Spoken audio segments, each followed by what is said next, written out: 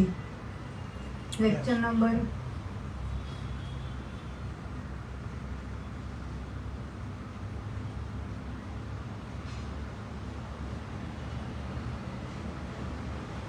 104, छठी पुस्तक के lecture number 104।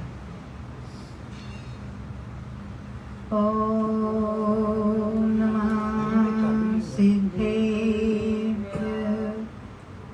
ओम नमः सिद्धेभ्य। ओम नमः सिद्धेभ्य।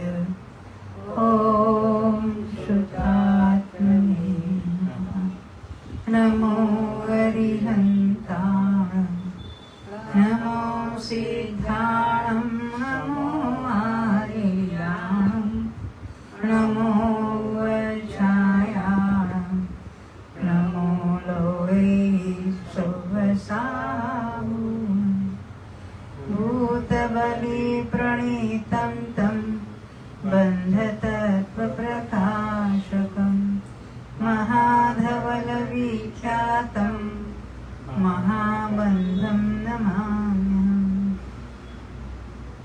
आचार्य श्री भूतबली भट्टारक प्रणीत यह महाबंध नाम का सिद्धांत शास्त्र है, जिसका दूसरा नाम है महाधवल। उसमें चौथा प्रदेश बंध अधिकार चल रहा है और अभी हम छठी पुस्तक के 82 पृष्ठ तक आकर रुके थे।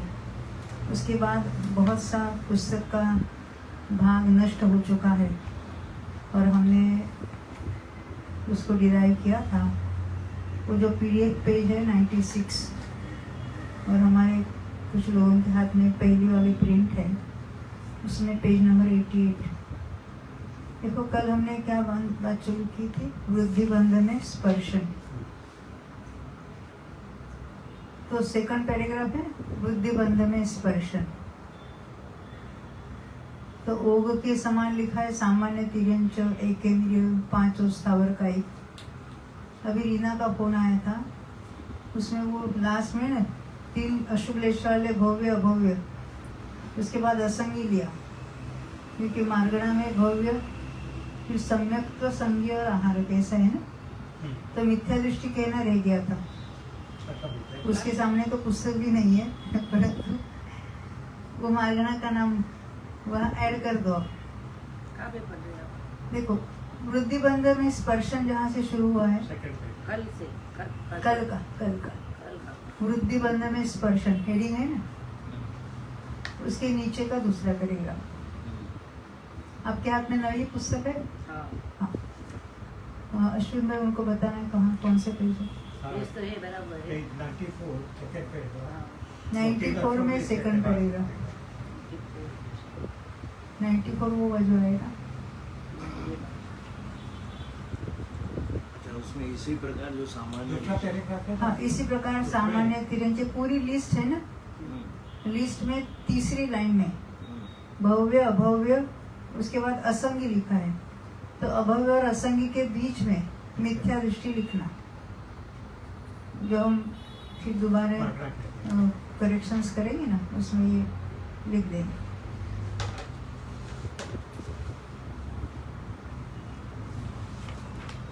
और स्त्रीवेदी पुरुषवेदी की बात कल निकली थी, तो उसमें पर्याप्त अपर्याप्त ऐसे दोनों कुछ बोला गया था, पता नहीं दक्षा ने बोला, मैंने रिपीट किया। पर अपर्याप्त में नपुंसक वेद होता है, अपर्याप्त में नहीं समझना है। हाँ हाँ, उसमें निवृत्ति अपर्याप्त ये अपेक्षा आती है, परंतु हाँ जब मार्गणा की अपर्याप्त मार्गणा कहते हैं तो उसमें लब्धि अपर्याप्त कहते हैं। और जब हम भंग रहते हैं ना पर्याप्त अपर्याप्त, तो उसमें वो निवृत्ति अपर्याप्त को भी इंक्लूड करते हैं। 2 अपेक्षा आती है उसके अंदर। हमने अभी वो अभिनिबुधिकानी संयता संयत पीत और पद्मलेशा तक की बात पढ़ी थी। अब हम आगे देखेंगे। मैं तो कहूँगा माँ की फूल निकालने वाली बेटी कैसी होगी, किसकी होगी? और उसके हाथ में पुस्तक भी नहीं होती, 2-2, 3-3 बार वो सुनती है एक लेक्चर। और वो तो खाली मेमोरी से ही वर्ड पकड़ लिया उसने। देखो शुक्ल लेशा वाले जीवों में कितने हो गई शुक्ल लेशा पीत पद्म हो गई ना, कल हमने देखी थी। संभव पद कैसे लेंगे हम? 8/14 तो देवों की अपेक्षा। मानांतिक में जो मनुष्य और तीर्यंच हमेशा मानांतिक सूक्ष्म में करते हैं, तो सूक्ष्म में मानांतिक करेंगे क्या? ऐसा मेरा प्रश्न है आपको। करेंगे पीत पद्म में नहीं करेंगे। शुक्ल लेशा में देखो सूक्ष्म में जाने वाले 3 अशुभ लेशा में मारणांतिक है, तो जाने के पहले उनकी अशुभ लेशा हो जाती। तो पीत और पद्म में मारणांतिक करने वाले हैं, तो कहाँ तक जाएंगे? अनादिकाल से देख रहे हैं हम। हाँ, मिथ्या दृष्टि भी जा सकते हैं ना, अपने अपने जहाँ तक वो लेशा है वहां तक जा सकते हैं। बाकी समय दृष्टि तो जाएंगे 16वें सर्व तक, तीर्यं से जाएंगे, इसमें शुक्ल में जाएंगे। पद्म में कहाँ तक जाएंगे? 12वें तक। और पीत में कहाँ तक जाएंगे? पहले दूसरे तक। हाँ। इस तरह से हमें सोचना है उसके बारे में। पर पहले दूसरे तक तीर्यंच मानांकित करते हैं, परंतु देवों के विहार में वो एरिया कवर हो गई है, इसलिए 8/14 में सब कुछ आ गया। हाँ, भले वो स्वयं ऊपर नहीं जाते तीर्यंच मानांकित करके, पर देव विहार करके सर्वत्र है। नीचे के भी देव विहार करके 16वें स्वर्ग तक जाते हैं, इसलिए विहार की अपेक्षा वो बात घटित हो जाती है। अब हम शुक्ल लेशा की बात पढ़ेंगे यहाँ पर। शुक्ल लेशा वाले जीवों में आयु के, पहले आयु को लिया, हाँ? आयु के सभी पद तथा 7 कर्मों की 4 वृद्धि 4 हानि और अवस्थित पद के बंधक जीवों ने रसनाली के कुछ कम 6/14 भाग प्रमाण क्षेत्र का स्पर्शन किया है। तानाबेन यहाँ 8/14 क्यों नहीं कहा? देव विहार करते उनकी एरिया ली यहाँ पर। अवस्थित नहीं, हाँ? सभी पद देखो क्या कहना चाहते हैं। शुक्ल लेशा वाले देव मध्य लोक तक ही आते हैं, नीचे नरकों में नहीं जाते। ये नियम है। भले उनकी गमन शक्ति है, वो कभी मध्य लोक से नीचे जाएंगे नहीं विहार कर। इसलिए मध्य लोक तक का ही क्षेत्र विहार की अपेक्षा 6 राजू, और शुक्ल लेशा वाले तीर्यंच मरकर जाते हैं 16वें स्वर्ग तक, वो भी 6 राजू, दोनों उसमें इंक्लूड हो गया। 7 कर्मों की वो वृद्धि हानि होती है ना उस काल में। अब कहते हैं 7 कर्मों के अवक्तव्य पद, क्योंकि शुक्ल लेशा में उपशम श्रेणी से उतरना होगा, तो उसके अवक्तव्य पद के बंधक जीवों का स्पर्शन क्षेत्र के समान यानी कितना है? लोक का असंख्यात होगा। ये समझ में आई बात? क्योंकि अन्य लेशाओं में अवक्तव्य पद नहीं था। हाँ। अब सासादन सम्य दृष्टि जी, लेशा के बाद क्या है? सम्यक तो मार्गना। भव्य की बात पहले ले चुके थे, भव्य अभव्य को बता दिया पहले ओक के समान, इसलिए डायरेक्ट अभी सम्यक तो मार्गना की अपेक्षा जो भेद है उसकी चर्चा करेंगे। मिथ्या दृष्टि को वहां भी हमने डाला था। बाकी जो रह गए सासादन सम्य दृष्टि जीवों में 7 कर्मों के 4 वृद्धि 4 हानि और अवस्थित पद के बंधक जीवों ने रसनाली के कुछ कम 8 और कुछ कम 12/14 भाग प्रमाण क्षेत्र का स्पर्शन किया। अभी इसको सोचना है। कुछ कम 8 कैसे होते हैं? देवों के विहार के कार्य, कुछ कम 8। अब यहाँ देखते हैं एक कुछ कम 12/14 कैसा होता है? 7वें नरक का नारकी तो सासादन में तो देखो सासादन नारकी में नहीं जाते।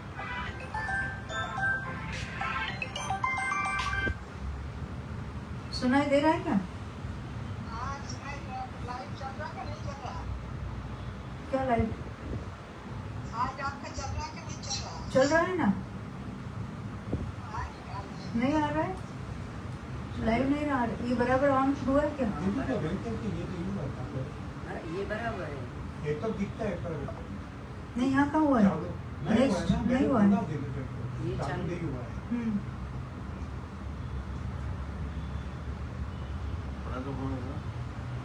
विमलाबेन से चालू झालेलं नाहीये, बोलायला करा।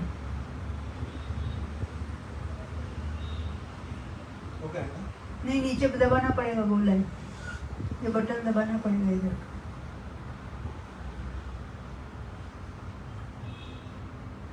नीचे गोल लाइन वाला आहे ना, हाँ चालू हो गई। मग अशीच त्यांनी सांगितलं तर चालू झालं नाही। ठीक है, बंद हो गया।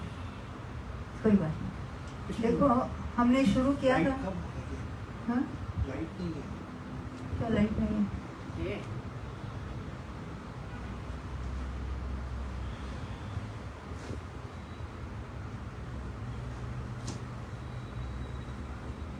अभी कर रहे व्यू बराबर है ना? हैं। हाँ, कर रहे हैं। ठीक है, देखो हमने आज का लेक्चर शुरू किया था, उसमें हमने कल वृद्धि बंध के स्पर्शन में हमने सेकंड पैराग्राफ में इसी प्रकार वाली जो लिस्ट है उसमें तीसरी लाइन में भव्य अभव्य के बाद मिथ्या दृष्टि एक शब्द डाला। उसके बाद हाँ स्त्रीवेदी पुरुष वेदी में वो अपर्याप्त वाले लब्धि अपर्याप्त वाले नहीं लेते हैं, पर्याप्त ही जीव होते हैं, क्योंकि स्त्रीवेदी पुरुष वेदी कितने गतियों में हो गए? 3 गति। नारकी छोड़कर, और उसमें पर्याप्त जीव है। पर्याप्त नाम कर्म वाले हैं, लब्धि अपर्याप्त नपुंसक वेदी होते हैं। हाँ, पर स्त्रीवेदी पुरुष वेदी में अपर्याप्त अवस्था कब कहेंगे? निर्वृत्ति अपर्याप्त, उसको यहाँ नहीं लेना, लब्धि अपर्याप्त को नहीं लेना। ये 2 बातें हमने देखी थी। वो अभी रीना का फोन आया था ना, उसने अभी बताई थी। अब शुक्ल लेशा वाली बात अभी हमने पढ़ी थी, फिर दोबारा मैं रिपीट करती हूँ। शुक्ल लेशा वाले जीवों में आयु के सभी पद, अभी शुक्ल लेशा लगातार लंबे काल तक कहाँ रहेगी? देवों में। तथा 7 कर्मों की 4 वृद्धि 4 हानि और अवस्थित पद के बंधक जीवों ने त्रसनाली के कुछ कम 6/14 भाग प्रमाण क्षेत्र का स्पर्शन किया। 6/14 इसलिए लिया, शुक्ल रेशा वाले देव विहार करके मध्य लोक तक ही आते हैं, नीचे नरकों में नहीं जाते। और तिर्यंच भी शुक्ल रेशा वाले मारणांतिक करेंगे पंचम गुण स्थानवर्ती, तो 16वें स्वर्ग तक करते हैं। इसलिए 6/14 दोनों ओर से घटित हो जाता है। अब शुक्ल लेशा है तो उपशम श्रेणी भी है, तो 7 कर्मों का जो अवक्तव्य है उसके बंधक जीवों का स्पर्शन क्षेत्र के समान कितना है? लोक का असंख्यात भाग। क्यों? अवक्तव्य कौन करेंगे? मनुष्य करेंगे, वो तो अपने मनुष्य लोक में रहेंगे। यहाँ तक तो अपनी बात अभी हो चुकी थी, अभी कुछ इंटरनेट का प्रॉब्लम था ना, अभी ये शुरू हुआ है बराबर। अच्छा, हमारे विमला बहन ने बता दिया। अभी विषय निकला है तो जरा एक मैं प्रश्न का उत्तर देती हूँ। किशन जी है ना अहमदाबाद वाले, उन्होंने कोई प्रश्न पूछा था, उसकी बात हम उत्तर देख के फिर आगे बढ़ेंगे। इसने प्रश्न पूछा था? किशन जी, तो मुझे बताइए। जय इंद्र, ये द्वितीय शब्द समय तो है, वो द्वितीय उपशम के बारे में प्रश्न है। मतलब मैं तो समझ रहा हूँ, अभी वो क्या समझ रहे हैं वो बता रहे हैं। पूछना था तो उनका ऐसा प्रश्न था, इन्हें कहना था क्षणिक समय दृष्टि है, जो वेदक समय दृष्टि, सौक्षम समय दृष्टि 3 करण परिणाम करता है और पहले अनंत अनुबंधी की विषय बिना करता। ये बात उनकी ठीक है। उसके बाद फिर अंतर्मुख जाता है, 7वां 6वां ये सदा चलता चलता है, हजारों बार अनंत अनुबंधी की विषय में कहीं पर भी हो उसके सकता बाद है। वो अब उसके बाद आगे वाला जो उन्होंने बात बताई है, विश्राम करेंगे। तो स्वस्थान में विश्राम करेंगे, फिर 3 करण परिणाम मान लेंगे। उसमें से अधकरण परिणाम में पहले उनका कहना ऐसा है कि पहले उसमें द्वितीय उपशम करेंगे और उसी अधिकरण में फिर उपशम श्रेणी मान लेंगे। ऐसा नहीं है, वापस मान लीजिए सब। उनकी जो अंडरस्टैंडिंग है 2 बार करण परिणाम की, ऐसा नहीं 3 बार होगी। 1 बार होगी, 2 बार नहीं। एक बार अनंतानुबंधी की विसर्जना होगी, दूसरे 3 कर्ण परिणामों में पूरा द्वितीयोपशम होगा। द्वितीयोपशम होने के बाद फिर दोबारा 6वां 7वां गुणस्थान हजारों बार होगा और फिर 3 कर्ण परिणाम तीसरी बार हो गए तो उसका अधकरण 7वें में होगा, 7 में अपूर्वकरण 8वें में होगा, अनिवृत्तिकरण 9वें में होगा। बाकी जो विसंजना के लिए जो 3 करण थे, नाम वही, अधकरण, अपूर्वकरण, अनिवृत्तिकरण। और जो द्वितीयोपशम के लिए 3 करण परिणाम किए थे, तो उसमें गुणस्थान 6वां 7वां ही है। और उसके चारित्र होने के उपशम के लिए, यानी उपशम श्रेणी के लिए जब 3 करण परिणाम किए, उसमें से पहला अधकरण 7वें अतिशय में, सातिशय गुणस्थान में। दूसरा कौन सा है? अपूर्वकरण, वो गुणस्थान ही 8वां है। तीसरा करण है अनिवृत्तिकरण, वो गुणस्थान 9वां है। तो ये जो 3 करण परिणाम है चारित्र होने के लिए, वो अलग है। उसी अध प्रवृत्त करण में दोनों ही नहीं बातें होती, यानी द्वितीयोपशम भी हो जावे और उपशम श्रेणी भी चढ़े, ऐसा नहीं है। उसके अपने अपने 3 करण परिणाम अलग है। और तीनों करण कब होते हैं? या तो किसी प्रकृति का क्षय होवे या उपशम होवे। और अनंतानुबंधी के विसर्जन में क्षय उपशम नहीं है, परंतु कार्य वही है, पूरा संक्रमित होकर अन्य रूप से होकर सत्ता में से अनंतानुबंधी नष्ट हो जाए, यानी उस जैसा है। उसके बाद अगर क्षयित करता है तो परमानेंट के लिए नष्ट हो जाए। फिर भी वो विसंजना इसलिए कहते हैं कि दोबारा जीव मिथ्यात्व में आ सकता है। तो ये जो उनका प्रश्न था, 2 करण परिणाम होते हैं, ऐसा नहीं, 3 बार करण परिणाम होते हैं। अनंतानुबंधी की विसर्जनाओं के लिए 1 बार, फिर विश्राम में अनंत अंतर्मुतक अन्य कार्य नहीं होता है। फिर द्वितीयोपशम के लिए और 1 बार 3 करण परिणाम। तो तीनों करणों की जो विशेषता है वो सब वहाँ होगी। फिर दोबारा उसके बाद भी हजारों बार 6वां 7वां होगा। फिर चारित्र होने के उपशम के लिए तीसरी बार 3 करण परिणाम होते हैं, और उसमें से अधक करण है वो 7वें में, अपूर्वकरण 8वें में, अनिवृत्तिकरण 9वें में। उपशम श्रेणी के लिए द्वितीयोपशम की बात पूछी थी, नहीं इसलिए शपक श्रेणी में तो शायद किया हुआ है पहले ही। शायद के लिए भी पहले अनंतानुबंधी की विसर्जना के लिए 3 करण, और फिर दर्शन मौली की क्षय के लिए 3 करण अलग। जो क्षय कहीं पर भी होगा, 4थे 5वें 6ठे 7वें में, और फिर जो शपक श्रेणी चढ़ेगा उसके 3 करण अलग। बिल्कुल, शायद के लिए भी, शायद करने के लिए 3 करण किए थे, उसमें भी अनंतानुबंधी की विसर्जना के लिए अलग किए थे, और दर्शन होने की क्षय के लिए अलग किए थे, और क्षपक श्रेणी चढ़ने के लिए अलग हो गए। शायद समय दृष्टि उपशम श्रेणी भी चढ़ सकता है, तो क्षय करने के लिए उसने अलग किए, और द्वितीयोपशम सॉरी उपशम श्रेणी के लिए अलग किए। ऐसे द्वितीयोपशम में भी समझ आगे बढ़े। करना पड़ेगा इन्हें, क्या तो नेचुरली होता ही है कि करना पड़ेगा, करने पड़ेगा, ऐसी कोई बात नहीं होती। देखो मुनि क्या कर रहे हैं वहाँ पर, कर्म में कुछ कर रहे हैं क्या? वो अपने में लीन है। ये कर्म में होने योग्य बातें होती है, केवल ज्ञानी ने बताई है वहाँ क्या बातें होती है। वो जानने से क्या है, अपनी निर्मलता बढ़ती है। ज्ञान वो जानने से विशेष दृढ़ता आती है।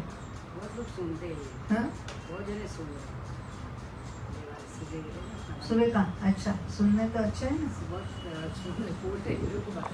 आपका नाम लेते आप सुनते हो क्या, जाते हो क्या? कल पूछ रही थी, मैं पहचानती भी नहीं उनको। अच्छा, वो बोलते आवाज दादर वाले हो गए। दादर दूसरे दिखाए थे, मुझे पहचानती नहीं, तो तुम्हारी आवाज है, सपना कौन है, ऐसा बोल। चलो अच्छा है, सारा दिन फेमस हो गई है। नहीं सुनते हैं ना, तो वो बोलती नहीं, मैं पहचानती नहीं, कभी देखा भी नहीं। चलो ठीक है,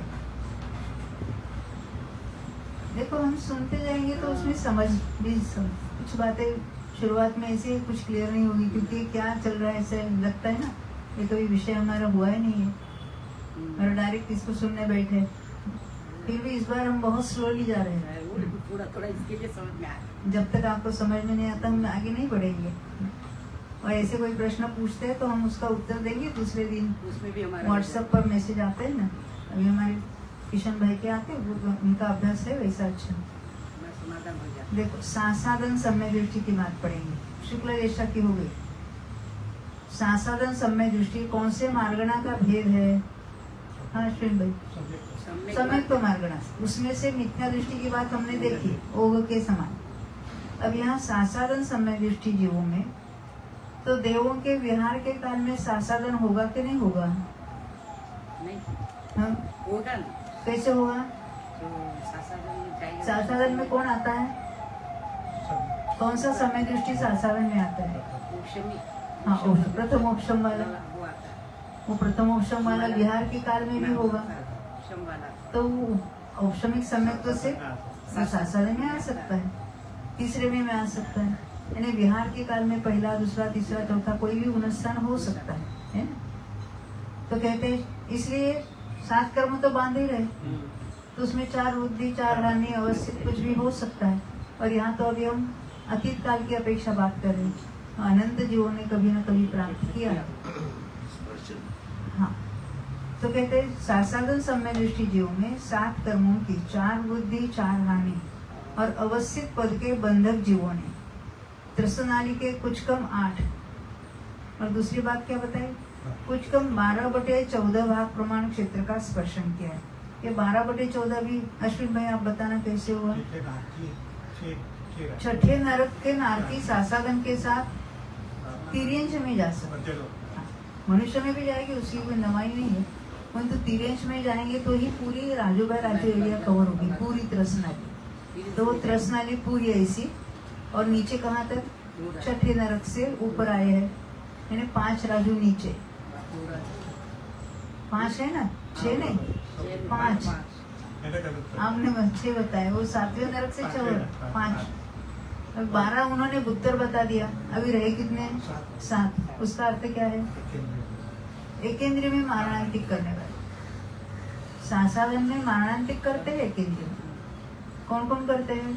मनुष्य करेंगे, तिर्यंश करेंगे, देव करेंगे, सभी करेंगे। तिर्यंश भी मध्यलोक से करेंगे, देव भी करेंगे, कहीं से भी बिहार के काल में सासादन में आए वहां से भी कर सकते हैं, यानी वो एरिया कवर होगी।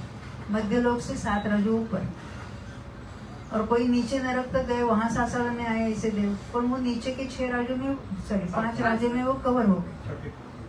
तो नीचे से 5 राजू मध्यलोक तक, और यहाँ से ऊपर 7 राजू। 7 और 5 12/14, यानी त्रसनाली 14 राजू है, तो उसका 12/14 ने 12 राजू हाइट बताई, और उसके विड्थ दोनों ओर से 1 राजू का 1 राजू, यानी 12 राजू इंटू 1 राजू इंटू 1 राजू, 12 घन राजू होता है, उसको 12/14 कहेंगे। त्रसनाली के कुछ कम 12/14 क्षेत्र का स्पर्शन। ये समझ में आई? 12/14 क्या समझ में? नीचे के 6 राजू, ऊपर के 12। हाँ, नीचे छठे नरक से सासादन के साथ तिर्यंश में आएगा, आएगा तो कोई तिर्यंश छठे नरक तक जाएगा कि नहीं सासादन के साथ? जाएगा ना। अरे नरक में कोई नहीं जाता, सासादन में तिर्यंश से नहीं जा सकता सासादन। हाँ, तिर्यंश से कोई नहीं जाएगा। कोई नहीं जाएगा। सासादन के साथ नरक में कोई जाता ही नहीं। हाँ, ये रूल है। आयु के सभी पदों के बंधक जीवों ने, अब आयु का बंध मारणांतिक के काल में तो नहीं होता है, तो सासादन वाले नारकी, क्योंकि वहां जाने के बाद सासादन प्राप्त किया उन्होंने, नारकी अपने अपने नरक में रहते हुए सासादन में आए थे, और वहां से उन्होंने मारणांतिक भी किया था। मारणांतिक में आयु का बंध तो नहीं करते, आयु का बंध कहाँ है? स्व क्षेत्र में। तो नारकी का क्षेत्र अपने अपने एरिया है, लोक। परंतु देखो, देव जो है विहार के काल में सासादन में आते हैं, और वहां उनका विहार के काल में आयु का बंध भी होगा, पर वो 7 वो लिया था वो नहीं होगा। 8 बटे वाली बात होगी। नारकी को हमने एक असंख्यात भाग में डाल दिया, इसलिए नारकी की एरिया हमने कंसिडर नहीं की। देवों की विहार के काल में देखो, तो यहाँ क्या लिखा देखो, आयु के सभी पदों के बंधक जीवों ने। कौन कौन से पद होते हैं आयु में? हाँ, ये 4 वृद्धि, 4 हानि, अवस्थित और अवक्तव्य, सभी पदों। कुछ कम 8/14 भाग प्रमाण क्षेत्र का स्पर्शन किया है। ये समझ में आती है बात? स्पर्शन में क्या है? कभी न कभी कोई न कोई देव कहीं किसी विहार करके नीचे आया है, तो पूरी त्रसनाली की एरिया कवर हो जाती है। अब सम्यक मिथ्या दृष्टि जीवों में, ये सम्यक मिथ्या दृष्टि कहाँ तक मारणांतिक करते हैं? हाँ, तारा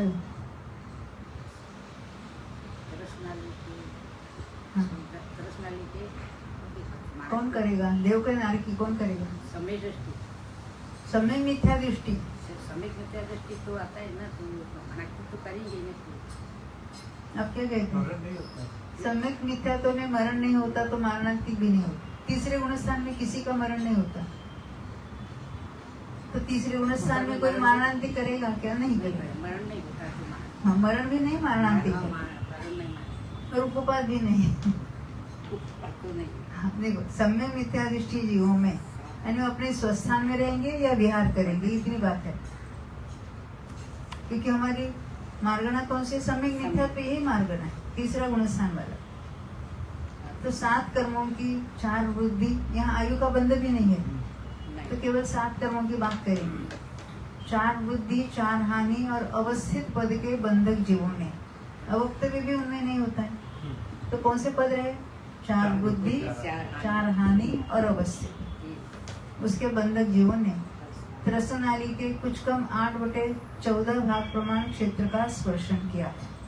सम्यक मिथ्या दृष्टि तो सभी गतियों में पाए जाते हैं, चारों गति में, पर कौन से? संगी पंचेंद्रिय। और उनकी रहने की एरिया कितनी है? सब एक तो होता है। रहने की एरिया संगी पंचेंद्रियों की। लोक का संख्या क्या भाव? रहने की एरिया, विहार की अपेक्षा विहार नहीं, मैंने रहने की, स्वस्थान, स्वस्थान, स्वस्थान, लोक का अर्थ लोक का संख्या का भाव। तो मनुष्य है, तिर्यंच, वो तो लोक की संख्या पे भाव। पर देव जो है वो विहार करके आते हैं, तो 8/14 बताए। ख्याल में ये क्यों ऐसा कहते हैं, हमको देखना है। उत्तर हमको सामने मिला है, हमें विचार करना है कि ऐसा क्यों। इस प्रकार स्पर्शन समाप्त हुआ। ये सम्यक तो मार्गणा की अपेक्षा यहाँ सासाधन और समय मिथ्या तो दिया। उसके तो 6 भेद है। मिथ्या दृष्टि को हमने ओप के समान बताया था, और सम्यक दृष्टि को कैसे बताया था? हाँ सब एक दृष्टि को हमने दे दिया था ना। हाँ, पहले दिया था ना, अभिनिबोधिक ज्ञानी वगैरह वगैरह की बात की थी हमने। अवक्तव्य का लोक का असंख्या का भाग होता है 7 कर्मों का। बाकी समय दृष्टि भी विहार करेंगे कि नहीं, तो वहाँ उनकी बात घटित हो जाती है। और सम्यक्त के साथ तिर्यंच ऊपर जाएंगे। हाँ, कौन से जाएंगे ऊपर? क्षायिक वाले के वेदक वाले? क्षायिक कहाँ तक जाएंगे? क्षायिक तिर्यंच कहाँ तक जाएंगे? क्षायिक तिर्यंच कहाँ तक जाएंगे? नहीं, वो तो दूसरे स्वर्ग में ही जाएंगे। पहले दूसरे स्वर्ग में ही जाएंगे। कहाँ के? क्षायिक तिर्यंच भोग भूमि के हैं। देखो तिर्यंचों में क्षायिक कैसे आया? जिस मनुष्य ने पहले तिर्यंचाई बांधी, बाद में सम्यक प्राप्त किया, और वो क्षायिक होगा तो ही सम्यक लेकर भोग भूमि में जाएगा। पर भोग भूमि के समय दृष्टि जीव मरकर नियम से पहले दूसरे स्वर्ग में ही जाएंगे, ऊपर नहीं जाएंगे।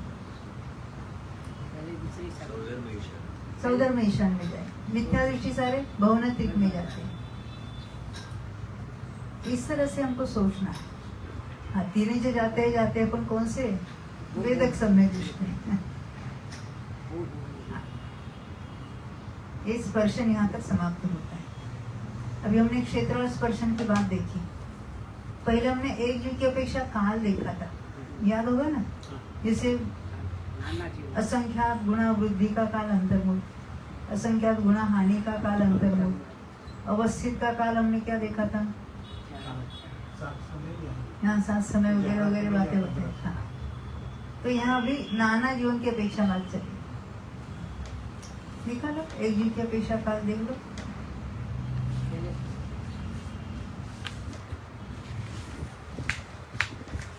स्वामित्व के बाद काल था एक जीव की अपेक्षा। देखो उसमें क्या देखा था? असंख्यात गुणा वृद्धि और गुणा हानि वाली बात। जगन्य काल एक समय से अंतर्मोड़, बाकी जो 3 वृद्धि 3 हानि है, उसका एक समय से अवली का असंख्यात होगा, और सबका 8 का अवस्थित का आयु कर्म में 7 समय, और अन्य 7 कर्मों में 11 या 15 समय। वो तो हमने पहले नक्की किया था। अवक्तव्य अगर होगा तो एक ही समय तक होगा किसी का। अभी हम ये ख्याल में रखते हुए अभी हमको नाना जीवन की अपेक्षा बात देखेंगे। नाना जीव कहने से असंख्य गुणा वृद्धि हानि तो एक दिन भी करेंगे, तो हमेशा होगा, सर्वदा काल, सदा काल कहेंगे। ये कभी पढ़ते हैं, वृद्धि बंधन में काल, ये नाना जीवन की अपेक्षा है। संदर्भ यानी उसमें लिए हमने रेफरेंस किसका लिया है, किसके आधार से ये डिराइव किया है। पुस्तक छठी पुस्तक पृष्ठ 74 भुजगार। भुजगार के बंध में भी ये बातें आई थी। ये भुजगार करने वाले, अल्पतर करने वाले सदाकाल होते, ऐसी बात उसमें आई थी। और फिर उत्तर प्रकृति में भी ये बातें फिर दोबारा आने वाली है। तो इन सब के आधार से हमने ये डिराइव किया है। तो कालानुगम की अपेक्षा निर्देश दो प्रकार का है। ये काल कहने से नाना जीवन की अपेक्षा काल समझना। कितने काल काल के पिछले काल में क्या लेना, कितने काल में लगातार कोई ना कोई जीव वो कर रहा कर है। रहा है। किसी एक जीव ने वृद्धि की, दूसरे ने की, तीसरे ने की, चौथे ने की। तो ये लगातार कैसे होगी? क्योंकि असंख्यात गुणवृद्धि और हानि करने वाले हमेशा होगी। तो नाना जीवन की बात वो भी हमेशा होगी। अन्य वृद्धि हानि करने वाले एक जीव का कितना था? आवली का असंख्या था, अधिक से था। अब उसकी बात बताएं। देखो, कालानुगम की अपेक्षा निर्देश दो प्रकार का है, ओघ और आदेश। ओघ से 8 कर्मों की, देखो 4 वृद्धि 4 हानि अवस्थित पद के बंधक जीवों का काल सर्वदा है। क्योंकि ओघ में नाना जीव है, कितने हैं? अनंत है। अभी हमने भंग विचय में भागा भाग और परिमाण में देखा था। अनंत जीव है तो भले वो संख्या का भाग गुणावली करने वाले कम है, तो भी फिर भी वो अनंत है। तो हमेशा कोई ना कोई करने वाले होंगे ही। तो सर्वदा कहा, आयु के अवक्तव्य पद के बंधक जीवों का काल सर्वदा है। क्योंकि जब अनंत जीव कहेंगे तो हर समय कोई ना कोई आयु का बंध शुरू भी करता है, कर रहा है वो तो ठीक है, उसकी स्टार्टिंग भी होगी, क्योंकि स्टार्टिंग में अवक्तव्य पद है। बाकी 8 कर्मों के 4 वृद्धि हानि अवस्थित तो पहले ही लिए थे। आयु का अवक्तव्य अलग से बताया कि वो भी हमेशा होगी। अब क्या रह गया? 7 कर्मों का अवक्तव्य रह गया। नाना जीवों की अपेक्षा बताना है। 7 कर्मों का अवक्तव्य कब होता है अश्विन भाई? श्रेणी उपशम श्रेणी उतरते समय। 11वें से 10वें में आया तो 6 कर्मों का अवक्तव्य हुआ। 10वें से 9वें में आया तो मोहनीय का अवक्तव्य हुआ। या मरकट देव में जाता है, ओघ की अपेक्षा वैसा भी लेते हैं। सबको कहता हाँ, 7 का होगा, 10वें में 11वें में मरकर गया तो 4थे में आया, सभी कर्मों का बंध शुरू होगा। मर्दे चौथे में आए। कोई श्रेणी में मरता है। 11वें गुणस्थान में किसी का बंध नहीं था और मरकर देव में गया तो गुणस्थान आया 4था, तो 7 कर्मों का बंध करने लगा, तो सबका अवक्तव्य हो गया। अगर नहीं मरता है तो नीचे आएगा तो फिर अवक्तव्य चालू। तो भी थोड़ी हाँ, तो कहते तो 7 कर्मों के अवक्तव्य पद के बंधक जीवों का जघन्य काल एक समय, एक या अधिक जीव एक समय में अवक्तव्य किया, फिर दूसरे समय में किसी ने नहीं किया, तो एक समय के लिए हुआ। और उत्कृष्ट काल संख्यात समय है। एक समय में कोई आए, दूसरे समय में, तीसरे समय में, चौथे समय में, कोई ना कोई एक या अधिक जीव। कितने हो गए? क्योंकि संख्यात ही जीव होते हैं गुणस्थान में, तो उसकी अपेक्षा वो संख्यात समय कहेंगे। संख्या इस प्रकार ओघ के समान अभी हम मार्गणाओं को गिनाएंगे।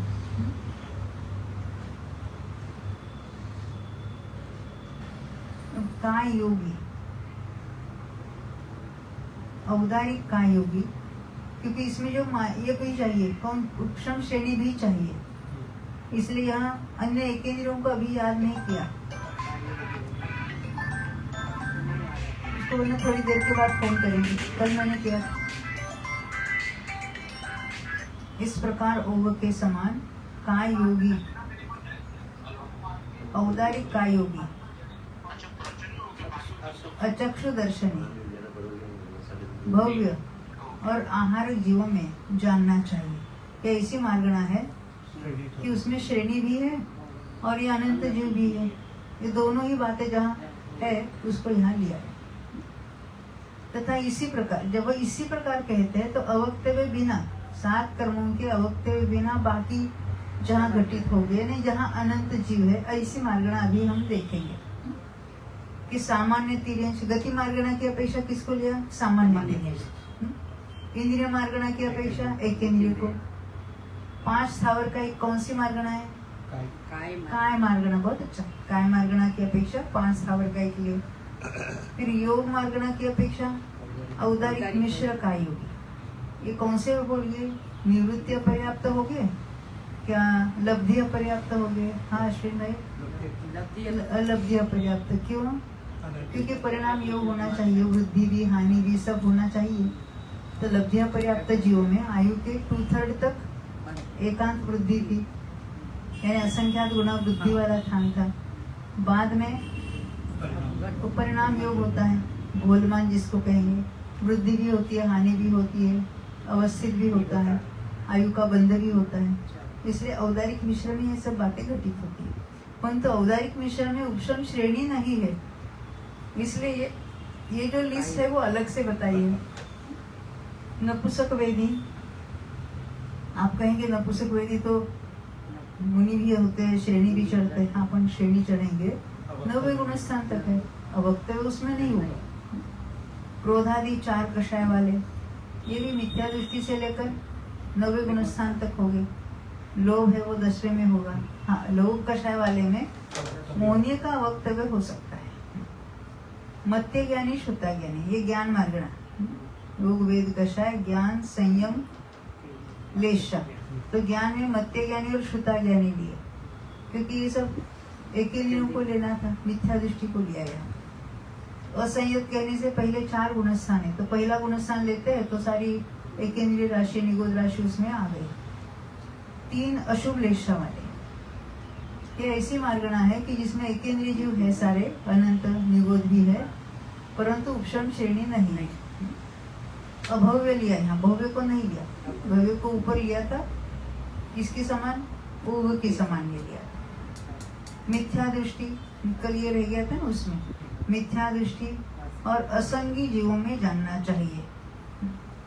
आहारक को कहाँ लिया? ऊपर, क्योंकि उसमें आहारक में उपशम श्रेणी भी है और अनंत जीव भी है। इतनी विशेषता है कि इनमें 7 कर्मों का अवक्तव्य पद नहीं है। पहले बताया था ओ के समान है, इतनी विशेषता कहने से इतना डिफरेंस है। हाँ, विशेषता नहीं, अंतर है मात्र। लोक कषाय वालों में मोहनीय का अवक्तव्य पद है, ये तो हमने याद किया था उसको। यहाँ तक समझ में आई ना बात? ये तो हमने ओक की अपेक्षा और जो मार्गणा ओक की समान है उसकी बात देखी। अब जो अन्य मार्गणा है उसमें कुछ विशेषता होती है, बुद्धि हानि वगैरह के बारे में, उसको हम देखेंगे। आदेश से नारकियों में 7 कर्मों की असंख्यात गुण वृद्धि असंख्यात गुण हानि का काल सर्वदा है। ये पहली वाली वृद्धि हानि तो होती रहती सभी मार्गणों में, उसको घटित कर। अब जो 3 वृद्धि 3 हानि और अवस्थित पद, उसका जगन्य काल, नाना जीवों की अपेक्षा बात हो रही है। जगन्य काल एक समय, उत्कृष्ट काल आवली के असंख्यातवे भाग प्रमाण है, यानी उसके बाद गैप पड़ेगी बीच में, कोई ना कोई नहीं करने वाले जीव भी होगी। कितने काल तक नहीं होगे तो अंतर में बताएंगे, अभी तो हमारा काल चल रहा है। आयु कर्म की 1 वृद्धि 1 हानि का जघन्य काल एक समय है। उत्कृष्ट काल पल्ले के असंख्यात भाग प्रमाण। यहाँ क्या कहना चाहते हैं? आयु का बंध हमेशा हर समय तो नहीं होगा। हमने देखा था ना, जैसे नरक में उत्पन्न होने में अंतर पड़ता है वैक्रिक मिश्र का, वैसे आयु बांधने में भी अंतर पड़ेगा। लगातार कोई आयु बांधता ही रहे ऐसा कभी नहीं होगा, इसलिए बांधता ही नहीं कुछ काल के लिए, कुछ काल तक लगातार बांधेगा तो कैसे होगा? एक जीव आयु बांधेगा तो अंतर्मूर्त बांधेगा, और अवली के असंख्यात भाग प्रमाण जीव एट ए टाइम बांधते, यानी लगातार बांधते हैं। जीव ज्यादा हो गए, अवली का असंख्यात भाग लगातार बंधने का काल हम देखें। ये पहले भी बात आई थी ना, जीव इतना ही नहीं लेना, जीव ज्यादा लेना। एक ही समय के ज्यादा अपन हर समय ऐसे लगातार कितने काल तक बांधेंगे तो आवली के असंख्यात विभाग काल तक। और हर समय बंद रहे, अंतर तुम तक चलेगा ही चलेगा।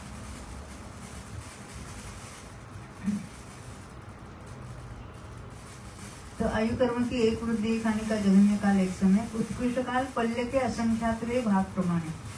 इसलिए लेना है कि एक जीव ने अंतर्मुख किया, फिर दूसरे ने किया, ऐसे एक के बाद अवली का असंख्यात भाग प्रमाण की बात करनी वहां पर, तो पल्ले का असंख्यात भाग प्रमाण काल हो जाता है।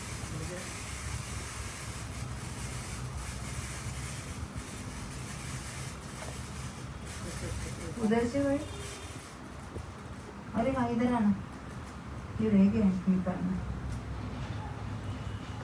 ये पहले ये प्लग है ना, वाइट प्लग, वो ऐसा खींच के बाहर निकाल दो, ये वाला। हाँ बस छोड़ दो नीचे, उधर ही ऊपर। हाँ। बस वो आवाज बंद हुआ है, वो चार्जिंग वाली वायर चालू थी, उसकी खरखर आवाज आ रही थी। एक वृद्धि हानि की बात समझ में आई ना। अब 3 वृद्धि 3 हानि और अवस्थित और अवक्तव्य पर। अवक्तव्य किसका लिया? आयु का। 3 वृद्धि हानि का। 3 वृद्धि 3 हानि अवस्थित और अवक्तव्य सब लिए। जगन्य काल एक समय है, उत्कृष्ट काल अवली के असंख्यात भाग प्रमाण है। क्योंकि अवक्तव्य में क्या लिया? किसी ने आयु बांधी, शुरुआत की, फिर दूसरे किसी ने की, एक ने या अधिक लोगों ने, तो कितना होता है? अवली का असंख्यात भाग काल होता है। ये काल बताना, केवल जीव नहीं बताना, काल बताना। इसी प्रकार असंख्यात संख्या वाली राशियों में जानना चाहिए। जैसे अभी कौन कौन सी है, फॉर एग्जाम्पल बता रहे, पंचेंद्रिय तिर्यंच त्रिक। मार्गणा में कैसे हम देखते हैं, नारकी को लेते हैं, फिर तिर्यंच को लेते हैं, तो तिर्यंचों के अलग भेद। सामान्य तिर्यंचों को हमने ओक के समान बताया। फिर कौन रह गए? पंचेंद्रिय तिर्यंच त्रिक, पंचेंद्रिय तिर्यंच अपर्याप्त, ये भी तिर्यंच मार्गणा का ही भेद है।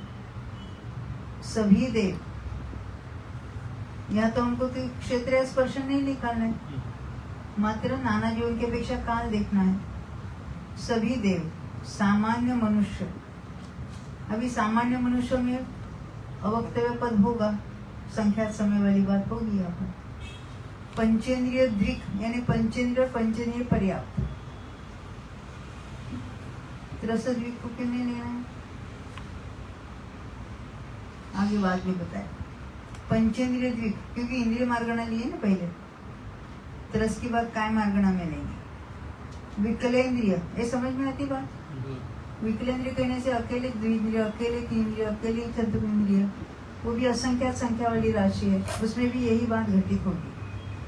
अभी जहाँ जो 7 कर्मों का अवक्तव्य पद है वहाँ उसको बता देना।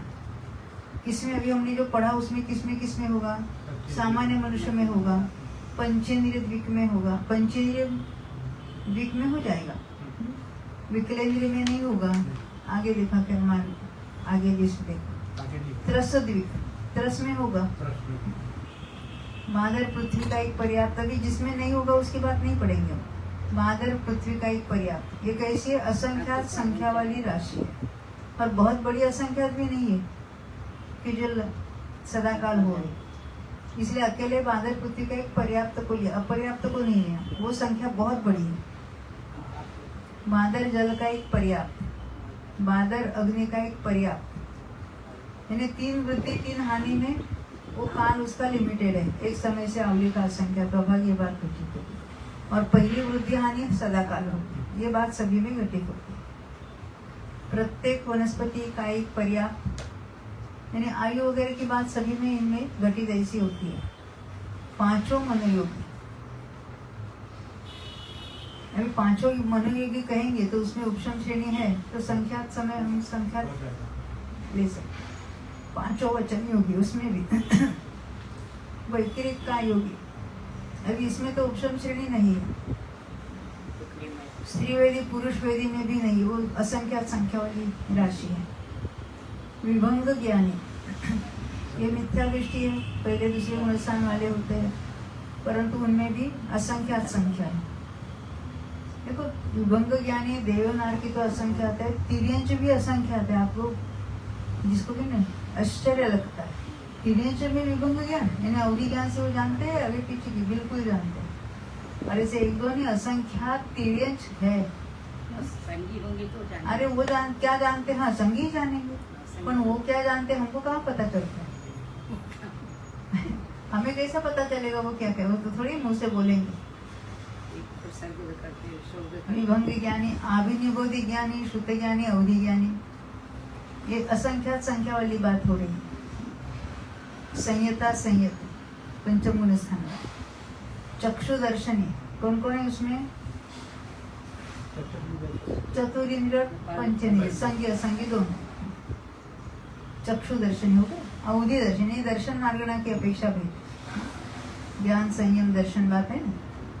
फिर लेशा में पीत और पद्म लेशा वाले, हमने 3 अशुभ लेशा वाले कहाँ देखे? ओघ के समान देखे, अनंत जीव राशि। पीत पद्म वाले असंख्यात संख्या वाली है और उसमें श्रेणी नहीं है। शुक्ल रेशा में श्रेणी होगी। सम्यक दृष्टि, सम्यक तो मात्र वेदक सम्यक दृष्टि, साधन सम्यक दृष्टि, सम्यक मिथ्या दृष्टि, उसमें आयु नहीं है, बाकी 7 कर्मों की बात होती। संगी जीवों में जानना चाहिए। इतनी विशेषता है कि जिनमें 7 कर्मों का अवक्तव्य पद है उसका जगन्य काल एक समय, उत्कृष्ट काल संख्यात समय है। कहाँ कहाँ होता है हमने देख लिया, मनुष्य में होता है, मन योगी में होता है वगैरह, पंच निर्णय रस में होगा। अभी ये जरा बंद करना, बाहर की आवाज चालू हो गई, वो ब्रिज का काम चल रहा है ना।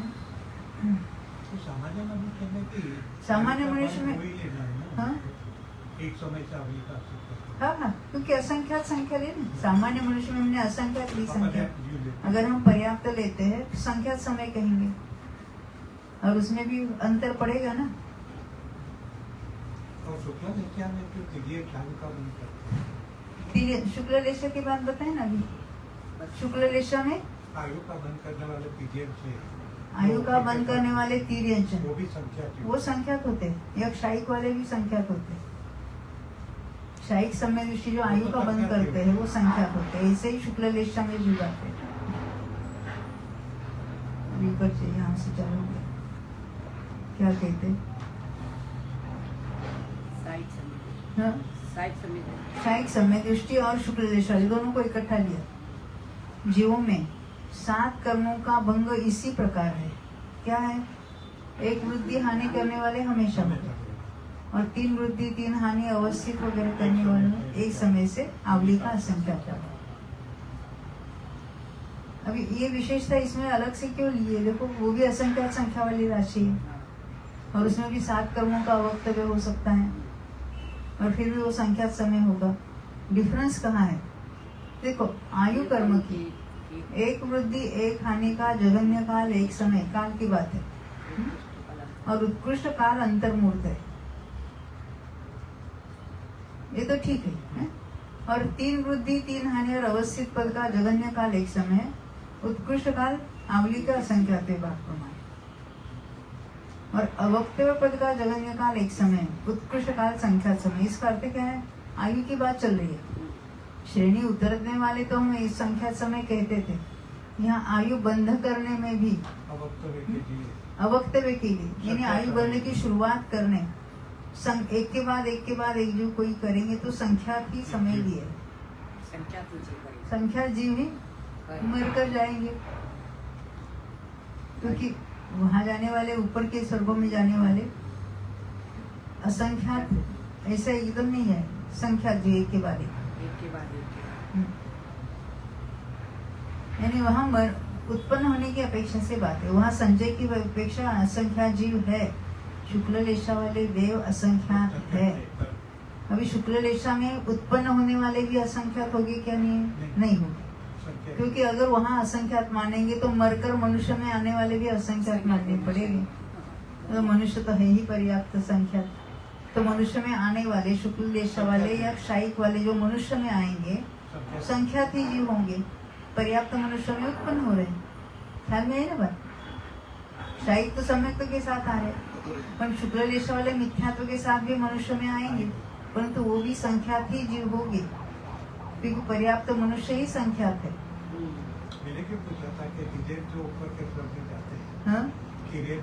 तिर्यंच जाते हैं पर उनकी संख्या बहुत अल्प है, और जाने वाले संख्यात ही एक के बाद एक संख्यात जा सकते हैं।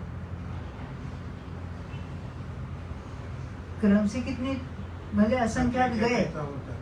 असंख्यात गए, पर एट ए टाइम थोड़े थोड़े गए जो कुछ हो इतनी संख्या में, पर लगातार उनकी संख्या काल का समय कितना होगा, संख्यात समय। वहां जाने के बाद वो इतनी बड़ी आयु है कि वहाँ संचय की अपेक्षा असंख्यात जीव हो जाते, पर उसमें एंट्री के काल में और एग्जिट के काल में संख्या जीव हो, हाँ, लगातार संख्यात ही जीव होगी वहां पर, संख्यात समय ये यहाँ पर। देखो मरकर तिरंज में जाते हैं तो असंख्यात जीव जा सकते, असंख्यात समय तक जा सकते। ये थोड़ा नहीं, क्योंकि मरकर मनुष्य में आने वाले कैसे हैं, संख्यात ही जीव होंगे, संख्यात ही समय होगी उनके, ये कहना चाहते। यानी कि ना आयु का अवक्तव्य पद का जघन्य काल एक समय, उत्कृष्ट काल संख्यात समय। भले एक या अधिक जीव आयु का बंध कर रहे हैं, पर उसका लगातार काल संख्यात समय। इसी प्रकार मनुष्य पर्याप्त, ये सब कैसी संख्या है, संख्यात संख्या वाली राशि है। मनुष्य ने सर्वार सिद्धि के देव, आहार का योगी, अपगत वेदी, मना परिज्ञानी, संयत, सामायिक संयत, छेदोपस्थापना संयत, परिहार विशुद्धि संयत, सूक्ष्म संप्रदाय संयत जीवों में अपने अपने पदों में जानना चाहिए। ये मार्गणाओं के नाम है। आप कहेंगे श्रेणी वाले भी संख्यात हो गए, अरे हाँ, पर वो तो मार्गणा नहीं हो। अब देखो वैक्रिक मिश्र का योगी जीवों में, अभी उसमें एक ही वृद्धि होती है, क्या होती है, कौन सी वृद्धि होती है, असंख्यात गुणा वृद्धि हो। हाँ, देखो वैक्रिक मिश्र कायोगी जीवों में 7 कर्मों के असंख्यात गुण वृद्धि का जघन्य काल अंतर्मुख, क्योंकि एक भी जीव उसमें आया तो अंतर्मुख होगा, एक के बाद आते रहे तो अवली के असंख्यात भाग तक चलेगी बात। और उत्कृष्ट काल पल्ले के असंख्यात भाग प्रमाण, बाद में उसमें अंतर पड़ेगा ही, बीच में कोई जीव न हो ऐसा हमने देखा ना। उत्कृष्ट अंतर कितना होता है वैक्रिक मिश्र में, याद है क्या, कितना अंतर पड़ता है वैक्रिक मिश्र में, वैक्रिक मिश्र में 12 मूर्त, देव की अलग बात करेंगे तो 24 मूर्त, नरक की अलग बात करेंगे तो 24 मूर्त। हमारी मार्गणा वैक्रिक मिश्र की जो दोनों में एप्लीकेबल है, ये तो अंतर में आएगी बात। हम यहाँ काल देख रहे हैं, लगातार कोई ना कोई जीव उत्पन्न होता रहेगा, एक के बाद एक आया अपना अंतर्मूर्त करके ऊपर वैक्रिक कायुग में गया, फिर कोई आए एक या अधिक अंतर्मूर्त तक रहे वैक्रिक कायुग में। इस तरह से वैक्रिक मिश्र का लगातार काल कितना है, तो कहते पल्ले का संख्या का। आहारक मिश्र कायोगी जीवों में, अब आहारक मिश्र वाले एक के बाद आएंगे तो भी संख्या समय नहीं, और एट ए टाइम करेंगे तो भी हमने देखा 54 जीव होते ही ज्यादा से ज्यादा। 7 कर्मों के असंख्यात गुण वृद्धि का जघन्य और उत्कृष्ट काल अंतर्मुख है, क्योंकि आहारक मिश्र एक जीव करेंगे तो अंतर्मुख, और संख्यात जीव करेंगे तो भी अंतर्मुख होगा, उसको भी अंतर्मुख कहेंगे। आयु कर्म के आहारक मिश्र में आयु बांधने वाले, अभी कौन सा पद होगा, आयु के कितने पद होंगे, आहारक मिश्र का योग में आयु का बंध होता है किसी को, तो लगातार वृद्धि है ना, असंख्यात गुण वृद्धि, एक ही वृद्धि का पद है। तो आयु कर्म के असंख्यात गुण वृद्धि का जघन्य काल एक समय, ये हो सकता है कि आयु अंतिम 2 समय में बांधना शुरू की, तो अवक्तव्य एक समय के लिए हुआ है। उत्कृष्ट काल अंतर्मूर्त है, यह बहुत जल्दी शुरू किए एक या अनेक जीवों ने, एक जीव के लिए अंतर्मूर्त, संख्या जीवों के लिए भी अंतर्मूर्त, तथा अवक्तव्य पद का जघन्य काल एक समय, उत्कृष्ट काल संख्यात समय। आयु ने बांधना चालू की, अवक्तव्य कब होगा, पहले समय में किसी ने आयु का बंधन स्टार्ट किया, दूसरे समय में किसी ने किया, तीसरे समय में, कितने हो गए, संख्यात समय में, वो अंतर्मूर्त नहीं कहेंगे।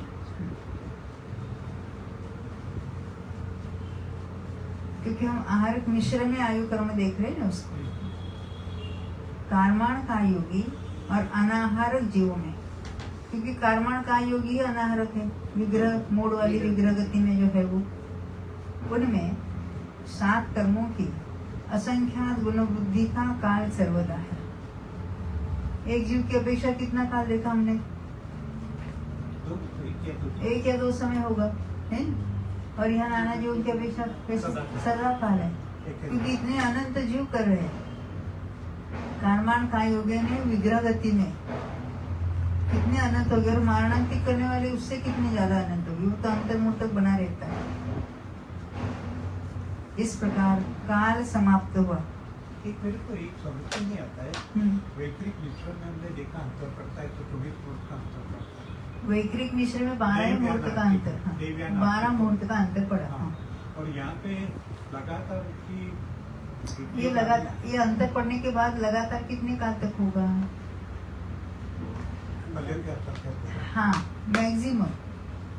ये जरूरी नहीं कि उतने हो, फिर बीच में अंतर पड़ सकता है। अंतर भी एक समय से 12 मुहूर्त का होता है, और वहां पर भी काल भी एक अंतर्मुहूर्त से पल्ले का संख्या का होगा। एक या अधिक जीव एट ए टाइम आए वहां कुछ काल के, तो अंतर्मुहूर्त तो अपना काल पूरा करेंगे, बीच में फिर अंतर शुरू हुआ, कोई अन्य जीव वैक्रिक मिश्र में न आया, ये हो सकता है। इस तरह से उसका विचार करना। पर कंटिन्यूस एक गया वैक्रिक आयु में, फिर दूसरे अनेक जीव आए, फिर वैक्रिक आयु में, ऐसा लगातार चलता रहेगा तो पल्ले का असंख्या का होगा। हाँ, अभी यही रुकेंगे, हो गया अपना समय। कल ये वृद्धि बंध में अंतर देखेंगे नाना जीवन की अपेक्षा। कल का लेक्चर 105 नंबर का 19 है ना कल। चावाही के ज्ञान से सूझे लोकारो, सोवाणी मस्तक सदा देत।